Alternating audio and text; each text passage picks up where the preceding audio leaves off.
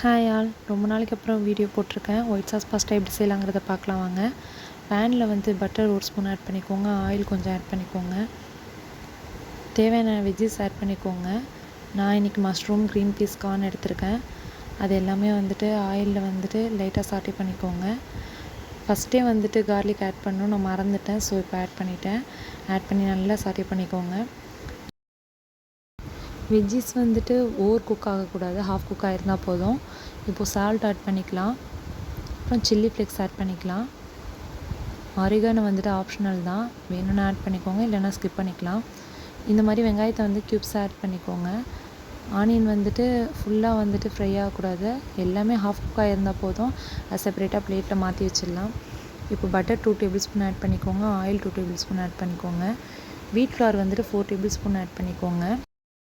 வீட் flower raw smell போகிற வரைக்கும் அந்த ஆயிலே நல்லா குக் பண்ணிக்கோங்க. குக் பண்ணிவிட்டு லோ ஃப்ளேமில் வச்சுட்டு அந்த லம்ஸ் இல்லாமல் நல்லா கிளறிக்கோங்க. இப்போ வந்து 1 கப் ஃபுல்லாக மில்க் ஆட் பண்ணிக்கலாம். திக்கான மில்க் நான் ஆட் பண்ணியிருக்கேன். ஸ்டவ்வை லோ ஃப்ளேமில் வச்சு நல்லா மிக்ஸ் பண்ணிக்கோங்க. ஒரு கைப்பிடி ஃபுல்லாக நான் மொசரல்லா சீஸ் ஆட் பண்ணியிருக்கேன்.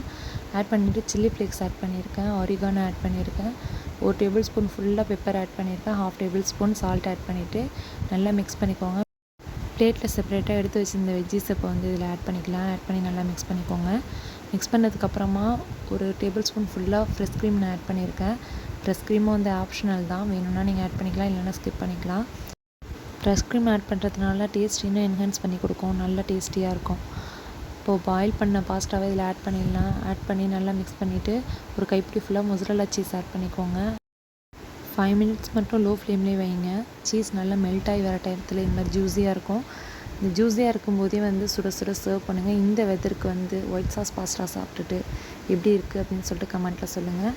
மறக்காமல் கிட்ஸுக்கு கொடுக்குறப்ப வீட் ஃப்ளோர் ஆட் பண்ணிக்கோங்க. கிட்ஸுக்கு லஞ்ச் பாக்ஸ் பேக் பண்ணுறதுக்கு மைதா ஆட் பண்ணோம் அப்படின்னா அன்ஹெல்த்தியாக இருக்கும்னு சொல்லிட்டு தான் வீட் ஃப்ளோர் ஆட் பண்ணியிருக்கேன். சேம் அதே மாதிரி நீங்களும் ட்ரை பண்ணி பாருங்கள். உங்கள் கிட்ஸ்க்கு வந்து லஞ்ச் பாக்ஸாக கூட நீங்கள் பேக் பண்ணி கொடுக்கலாம். இந்த வெதருக்கு ஹெல்த்தியாக ஒரு ஒயிட் சாஸ் பாஸ்தா சாப்பிட்டு என்ஜாய் பண்ணுங்கள். மறக்காமல் எப்படி இருந்துச்சுங்கிறத கமெண்ட்டில் சொல்லுங்கள். தேங்க்ஸ் ஃபார் வாட்சிங்.